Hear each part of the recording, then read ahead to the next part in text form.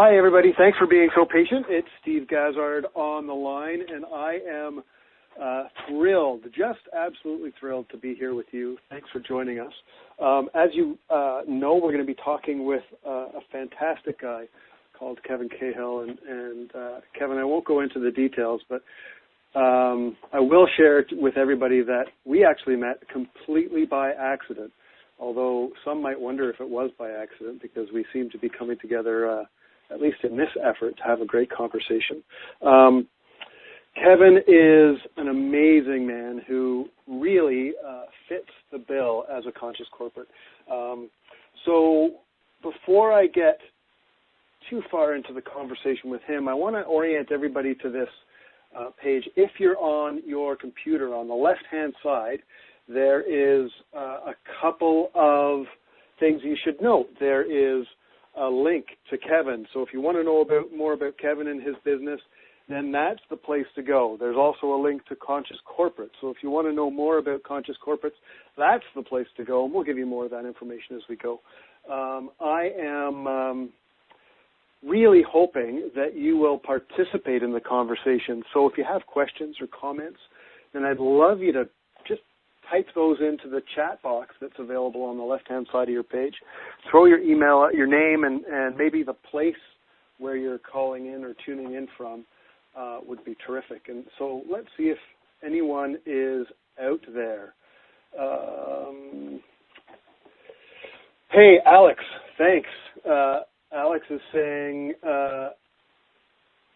Steve rocks and hi to Kevin. Thanks, Alex. I hope we maintain our high esteem for you through the conversation. So let's get going here. I know there are people coming in from all over the planet, Kevin, and I want to introduce you quickly to our crew. Everyone, Kevin Cahill is the founder of really an incredible company, but he got here through a non-linear path, I guess we would say. So, Kevin, you'll tell us more about that, but you started your education in biology and science, and then you moved from that into biomedical sales, which was a great foundation for moving into selling all sorts of products and really serving your community through London Life, and took that foundation and grew it again into this position you are now in, running a thriving company in your community. And, you know, it doesn't stop there. It's amazing to read your bio, first of all, because despite all these amazing accolades, you list being a dad first, which is a real testament to who you are and the way you conduct yourself, what's important to you. And in addition to that, you have been a really vibrant contributor to your community, chair of the Guelph Young Professionals Network, a really active member of the Guelph Chamber of Commerce, past president for your local Rotary Club, treasurer for the AIDS Committee of Guelph and the Wellington County. So, wow, thank you for joining us. I'm thrilled that you're here. And I'm wondering if you can just start off by giving us a quick rundown of the experiences that have led you to this point as the author of a new book and the founder of this amazing company. Well, thank you very much, Steve, and it's an absolute pleasure to have been invited on your call today. And as I start my story, it's funny, every time I start talking about myself, I always instinctively want to go back to that Golden Girls reference and say, picture it, Sicily, 1934. But it's one where I'm a big proponent that you never know what path is going to take you in different directions, and sometimes it's really neat to look back and see where you've been and where you've come, and that does nothing but lead for excitement into the future. I was born the youngest of four in Ottawa, actually, and when I was 3 years old, my father retired, not because he was wealthy, but because of disability. And it was very different growing up in a household at that time with a working mom and a stay-at-home dad. Dad, he never got bitter at the world. He never, he never was turned evil towards not being able to earn an income or prove value, and he always set out to try and make a difference himself. And he always he was volunteering, and he'd volunteer 5, 6, 7 times a day. He did everything from driving for diabetes and ringing bells for Salvation Army, and selling hot dogs, coffee, pop, chips, parking at the various fun runs and events around the community of Ottawa. And it was funny, until my mom passed away, I always thought Dad did it for the free stuff, for the free T-shirts, for the free parking, for the free food. But it wasn't until Mom passed away that I realized he was robbed of his ability to make a difference in his work life, and he set out to find value in himself by helping other people. And although Dad was not a corporate individual, he grade 6 education, could barely read, could barely write, he really embodied the first principle of your company. He understood that by leading well, he was making a massive contribution to his community. He always made his family and other people a priority, and was determined that they be successful and fulfilled in whatever they wanted to be. And it was amazing, that imprint. Dad obviously never left me at home or left me with a babysitter. He always dragged me along to whatever he was doing. And I'll admit, I loved the free coffee, the free hot dogs, the free pop, and cookies. But it was one that really started, to me, it really started the progression of my life and where my passions have come from. And I always remember, and I'm looking at it right now, there's a picture on my desk. When I was in grade 7, back in Ottawa, I had the opportunity to meet Princess Diana. And she was just such an amazing woman. And at that time, obviously going through some turmoil in the royal family with the divorce and everything that went along with it. But even though she was scorned by society in a lot of the tabloids and a lot of the media, her priority was children.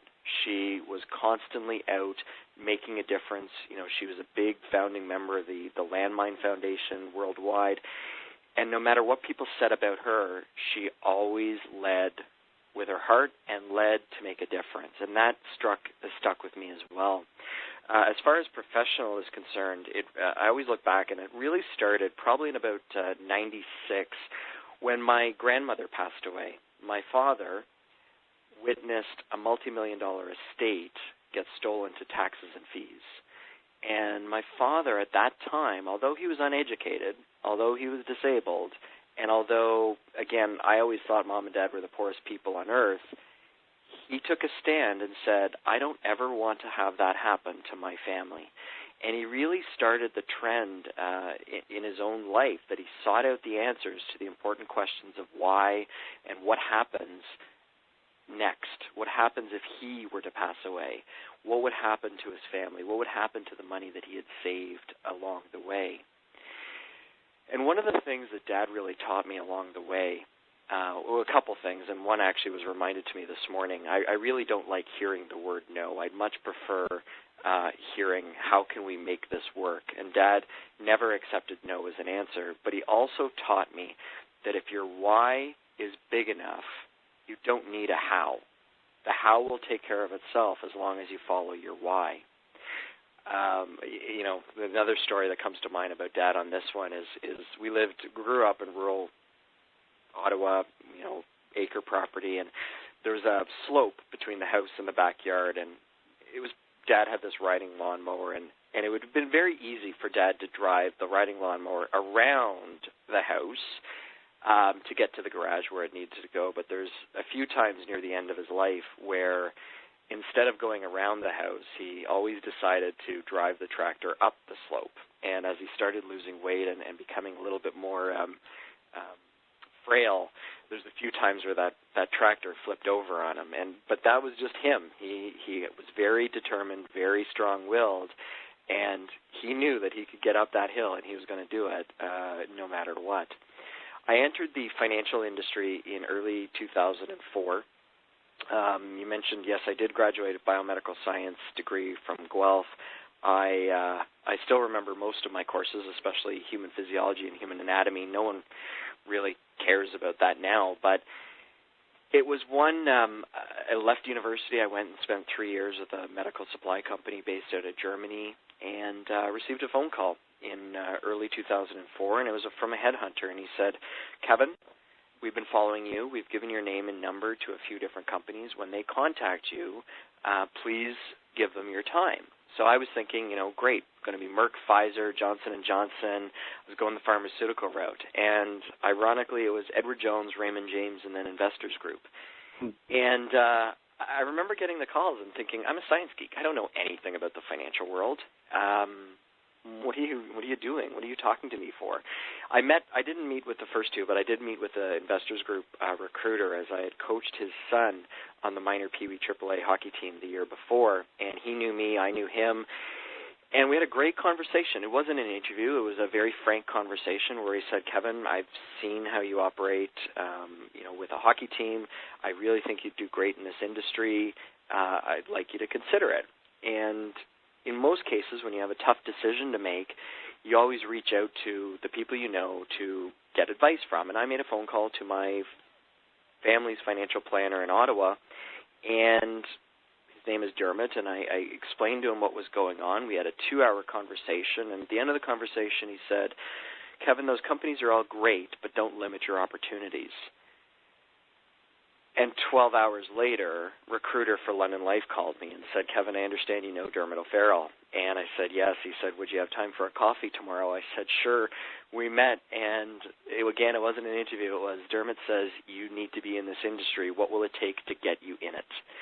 And I remember calling Dad, and Dad said, well, if Dermot says you should do it, you should do it. And I took a leap of faith. I left my medical sales position and jumped into the financial industry. And just when you think things are going well, the man upstairs generally throws curveballs to see how you're going to handle it. And I remember my first day in the industry, my father-in-law, at the age of 52, passed away of cancer. 3 months from diagnosis to death.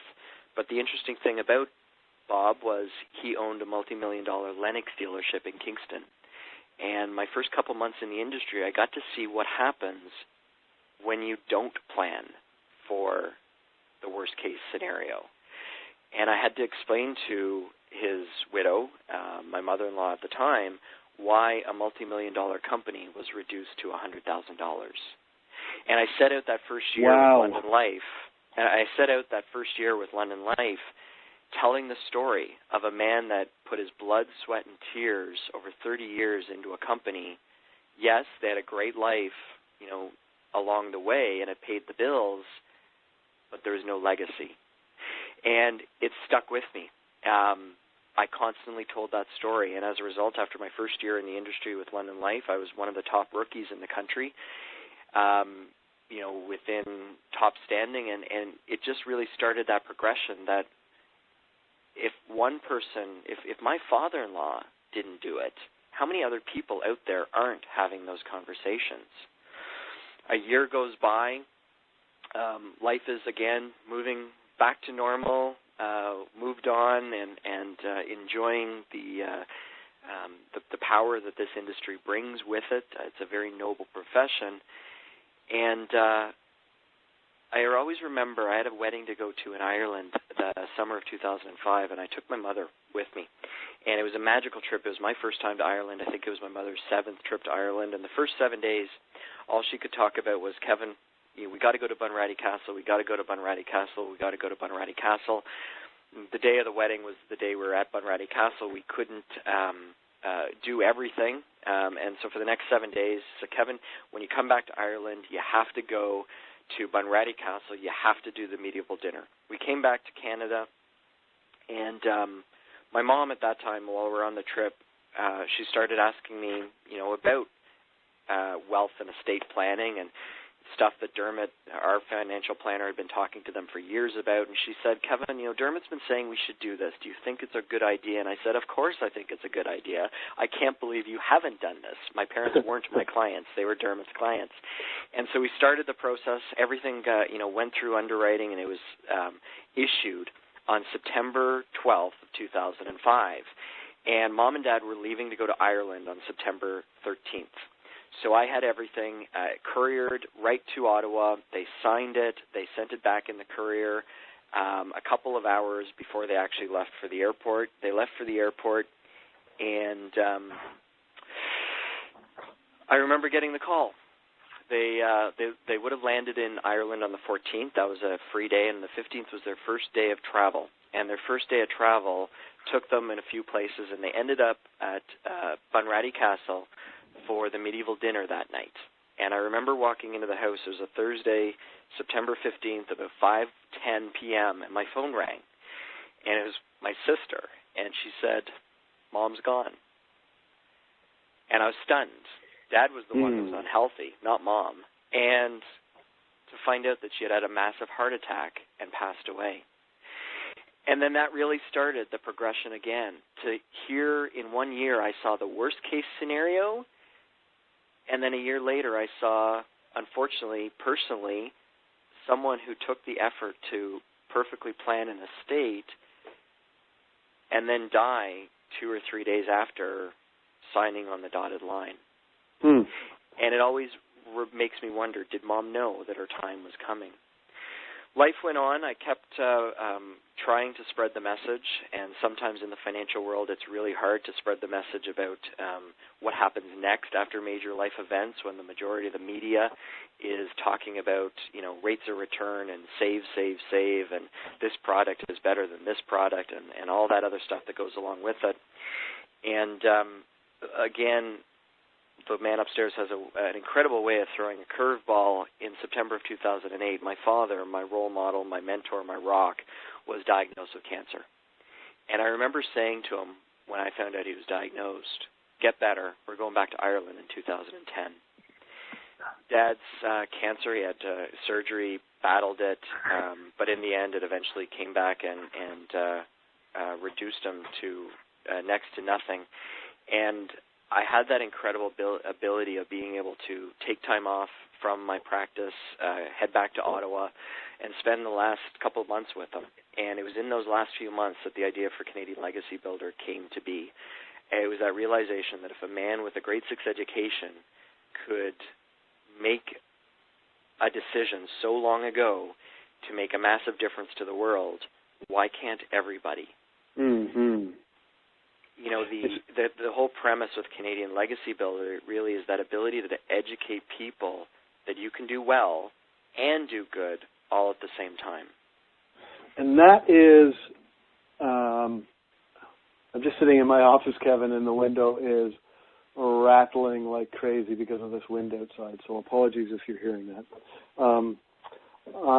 We're getting a comment online here that really is echoing your story, and it's 3, 4, 5 occasions when this message is reiterated to you. Take care of the why, follow the why, and the how will look after itself. Boy, that's a really powerful message that you received, and obviously you followed it. And here we have today with this release of your book called Enabling the Dreams of Others. And by the way, everyone, that's on Amazon. It's a Kindle book. It's really quick read, really compelling read, and I'd suggest you go find that for sure. And I think you'll read in it, as I did, this amazing connection that Kevin makes between really doing good and doing well. And you just mentioned that, so what a great segue, Kevin. But the congruence between your own personal values and the kind of work that you do was amazing. And I'm wondering if you can, take a few minutes just to talk about that congruence and how important that is. Sure thing. Well, and it was one thing that really struck me by your organization, especially when you say, as a conscious corporate, the person knows that people, organizations, and corporations can make huge mistakes and sometimes feel embarrassed by them. But the conscious corporate also knows that even a mighty forest needs a forest fire every now and then to stimulate new growth. People and corporations are powerful. One person, one moment in time can make the world of difference, and it can affect incredible balanced results, social, environmental, health, and yes, profit at the end of the day. So as far as that congruence, for us, it's always really important to celebrate the good and the struggles to be able to solve those negative impacts in the world. And one of the things, there was an aspect that I learned a number of years ago through an association I belong to, and it was first presented by the philosopher Mortimer Adler. And he really coined the whole person concept. And his words are, whole persons are engaged in a lifetime quest to achieve balance and congruity in all aspects of their lives and continually seek to develop their full human potential. There are 7 areas of the whole person, and these are family, health, education, career, service, financial, and spiritual. And personally, I really do try and strive towards creating and maintaining the balance, and hopefully as a way of achieving meaning and significance for the people that are around me. I do believe, and there's other people that will challenge me on this, and that's okay. That's everyone's allowed their own opinion, but I believe that there's a place where money can meet morality, and you can do well by doing good. And it was interesting, not that long ago, I read a book called Creative Capitalism. And the book just blew my mind because it's not a book just for philanthropists.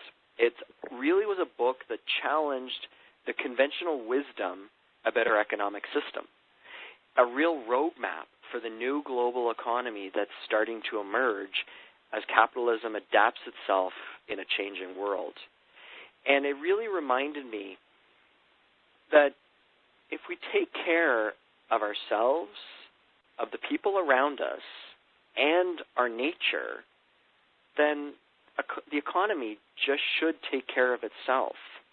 I've always said this, and we have a great example that happened in Guelph not that long ago, and if you search the Twitter hashtag Trees for Tots, you'll find it. And I always say that the answers to all of the world's problems don't exist at any level of government. They don't exist in Queen's Park in Toronto or Ottawa, or Washington for the States. The answers to all the world's problems exist in the hearts and the minds of the passionate people in every community around the world.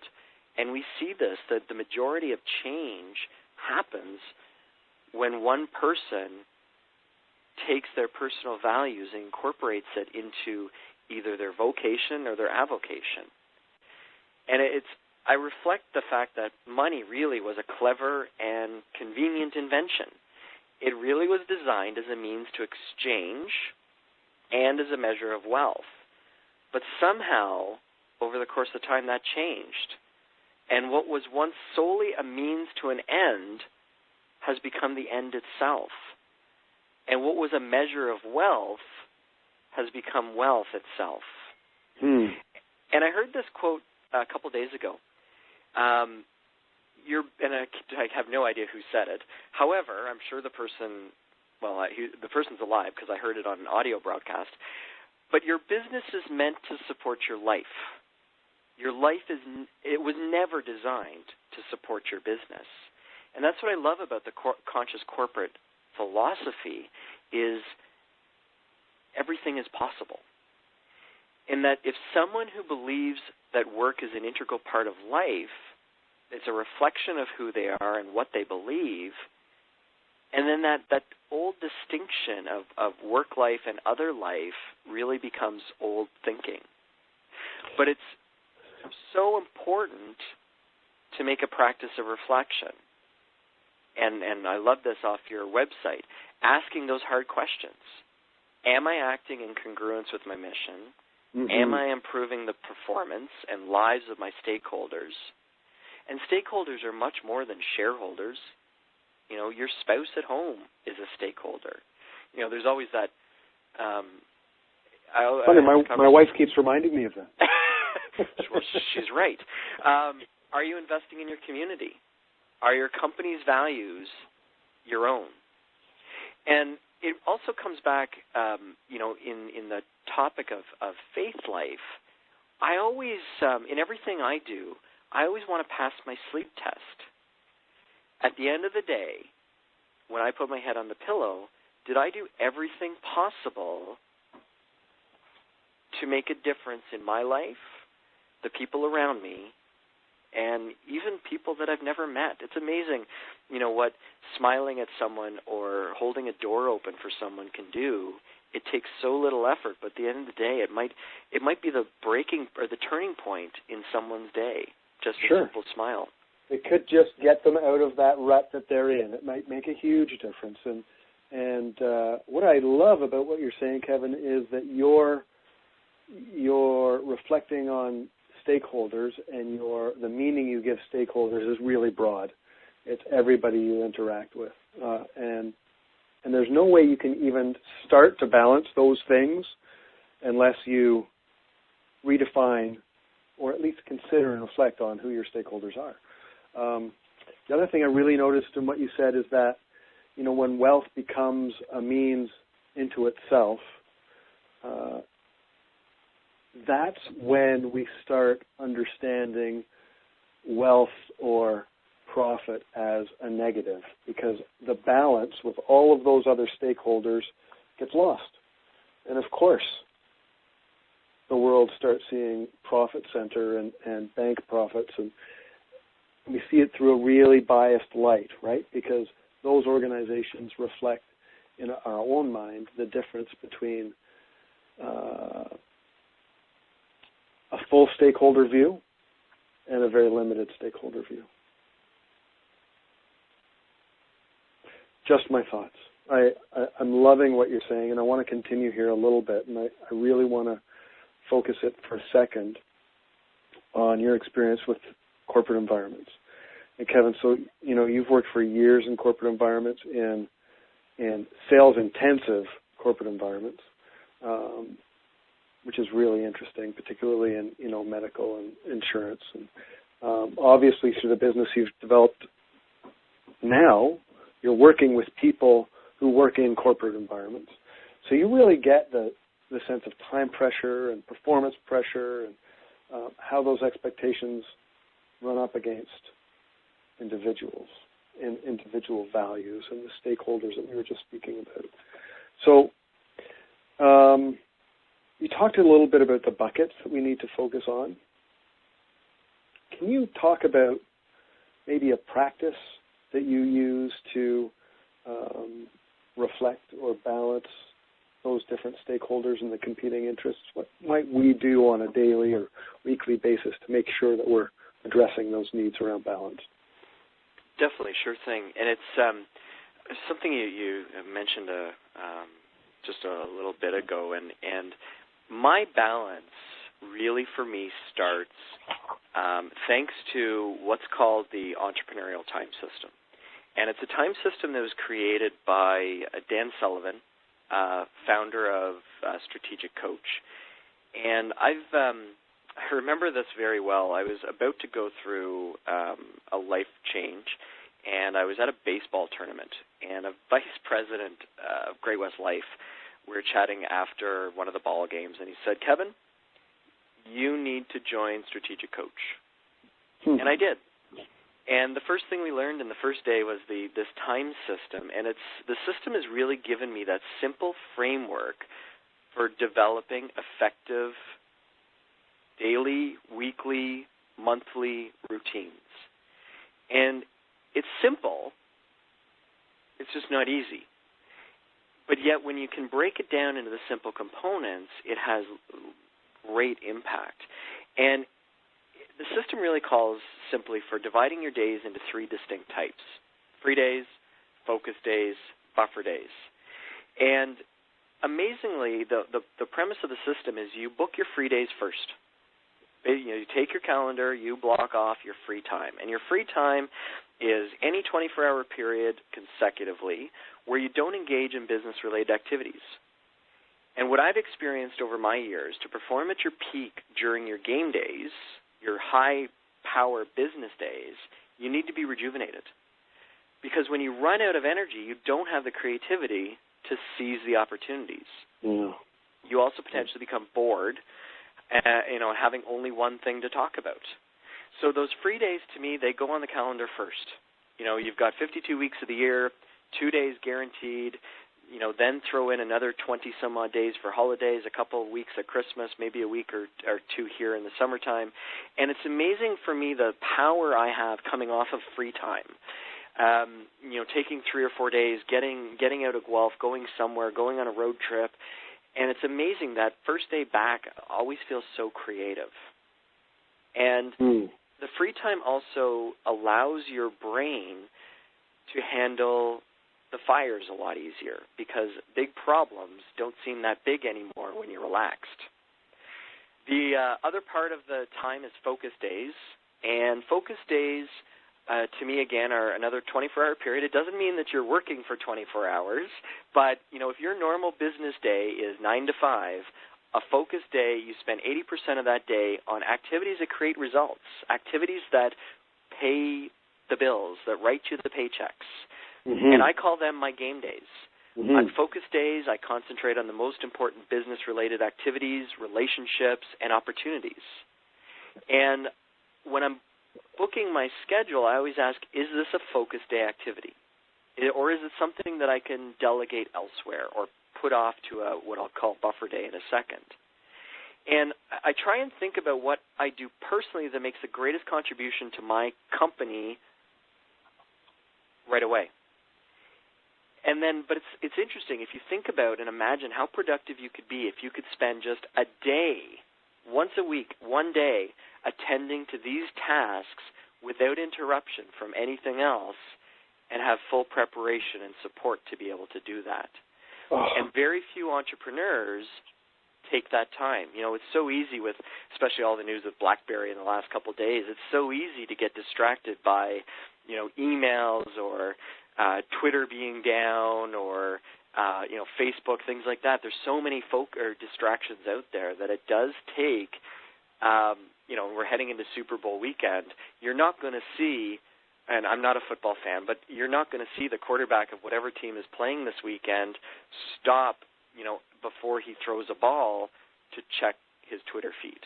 Isn't that's a great example. Yeah, it's totally focused on that moment and what he needs to do.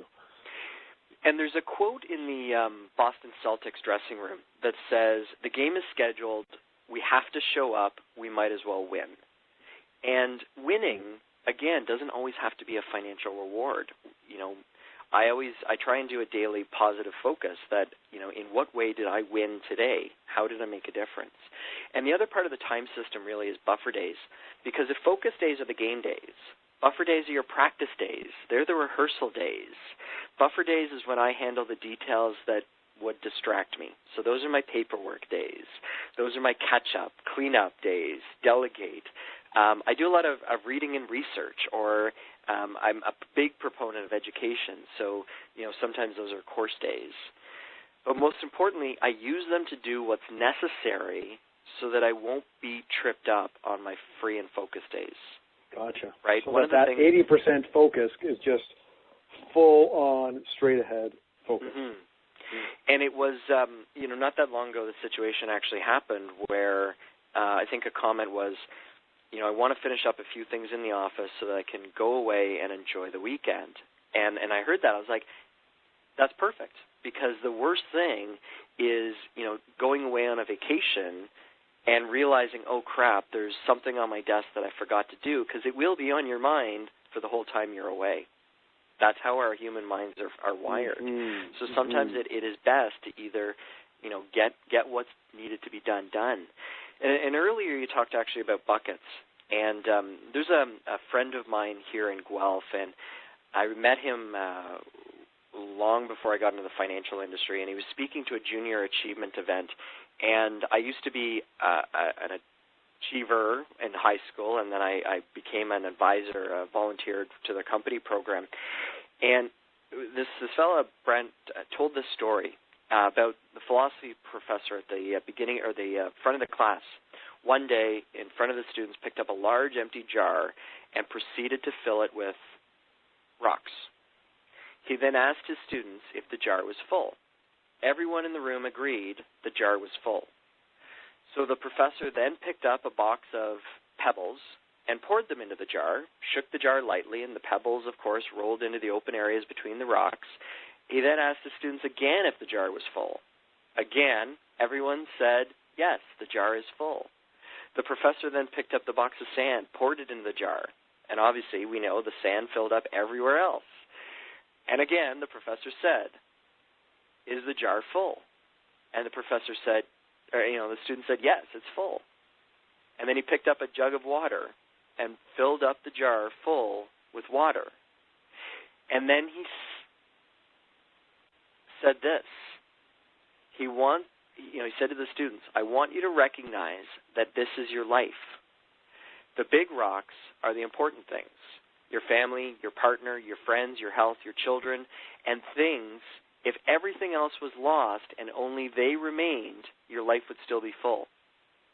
The pebbles and the sand are the other things that matter, like your job, your house, your car. And the water is everything else. If you put the sand into the jar first, there's no room for the pebbles or the rocks. Mm-hmm. And the same goes for your life. If you spend all your time and energy on the small stuff, you'll never have room for the things that are most important to you. Kevin, you are the second person to tell me that story in the last week, and so obviously there's something there for me I need to focus on. And just linking it back to something you said earlier, it sounds like when you go and schedule your time, your big rocks are those lifestyle days, and everything else supports or surrounds those. I like that because it really changes the focus for people in corporations, and it says, okay, so what are the big rocks for me? What are the big rocks for my organization? Which ones do we share? Where can we find wins together? And at the end of the day, if we turn that jar upside down, it's the big rocks that are the ones that I'm concerned about. Those are my primary concerns. Love it. So, the thing in my coaching practice, at any rate, is that I'm dealing a lot with people who are in the first years of their first leadership positions. So the first years where they actually have people reporting into them, and they're doing things like sending out agendas, delegating work, measuring performance, which is really difficult often, having those tough conversations.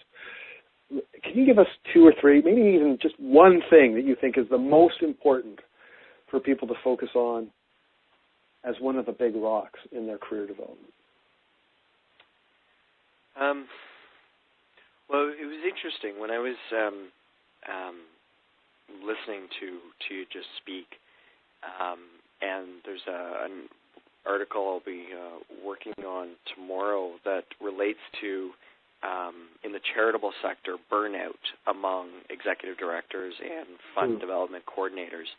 And it's so easy to get caught up in the fast-paced world, and so easy to be,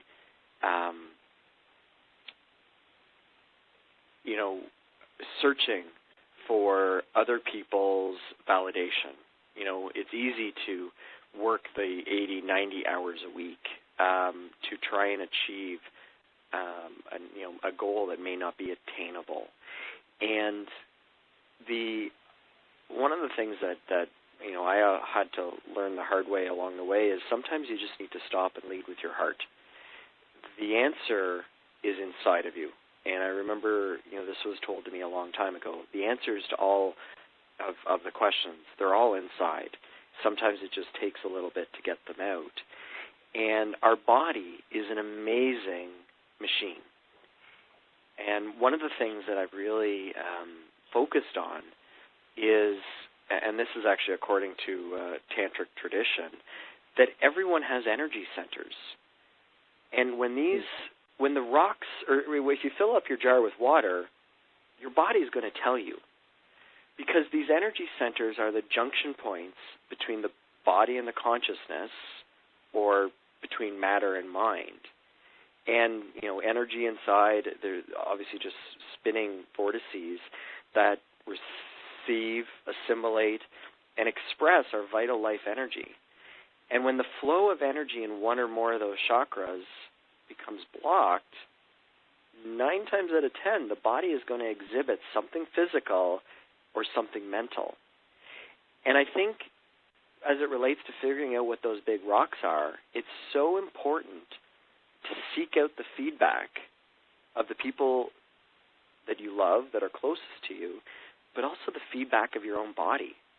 Build the awareness of strength and weaknesses, and then do something about it. And if you have that awareness, that whole body awareness, the ability to inspire whole life performance is limitless. And everyone's rocks are going to be different. So you're saying awareness of not only the feedback that you're getting from external sources, so the people that you care about, your stakeholders, also awareness of what's going on between your ears from head to toe, and trying to figure out what it is that those messages are telling you. Correct. Yeah. Okay. Love it. It is really interesting. It is the guts of coaching, you know, and I know you know this, having done the work you've done with the strategic coach and through our conversations, that it really is the case that coaching is all about helping people find the answers that they already know. It's just helping them dig a little bit differently than perhaps they have before. Also, in the realm of awareness, Kevin, I'm really aware of our timing, and that we're pulling towards the end, and I really want you to tell us, you know, just a little bit. Give us a little tease about what's going on for you and your business right now, where we need to look for finding more information about you, how we get in touch, that kind of thing. Can you share some of that with us? Definitely can, and it's been an incredible last little while. And you know, I made the comment of lead with your heart on December 5th, which is my birthday. I was lucky enough to be invited down to CTV Studios to hear the Canadian tenors perform, and they performed their brand new song off their brand new album, which is called Lead With Your Heart. And if you haven't heard the song, I highly encourage everyone to listen to it.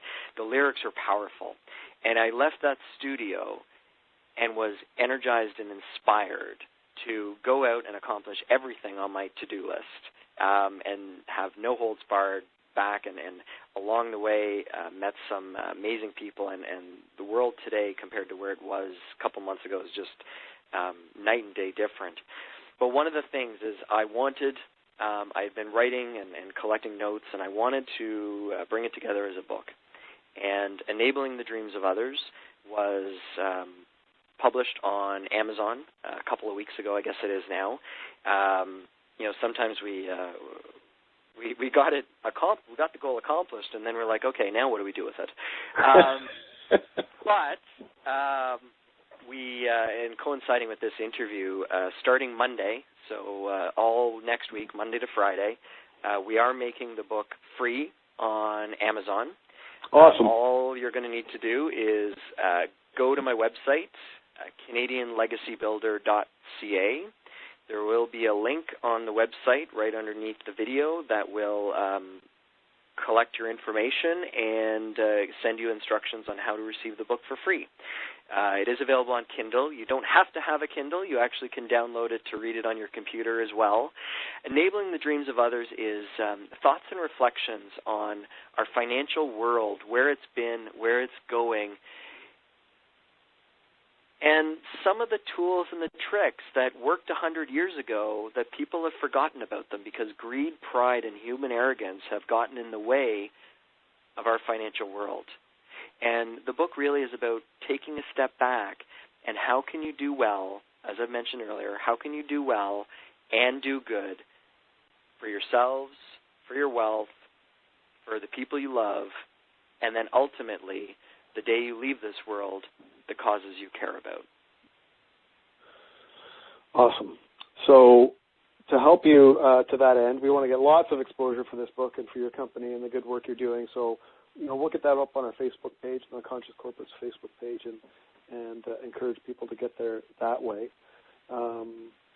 I am really going to encourage people to check it out, to investigate that book. It's a quick read.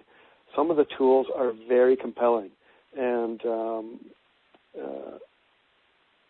Kevin, you're in my mind a real trustworthy man, and that's demonstrated in your generosity to community, to family, in your real willingness to work to do good and to do well all at the same time. And your generosity is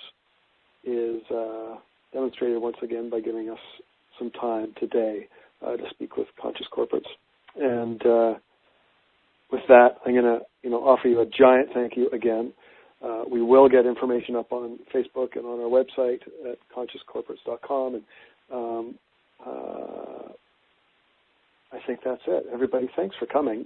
Comments, questions, go to the Facebook page. We're there. And with that, Kevin, thank you so much again. I'm going to sign off, everybody. Ciao. Thank you very much, Steve.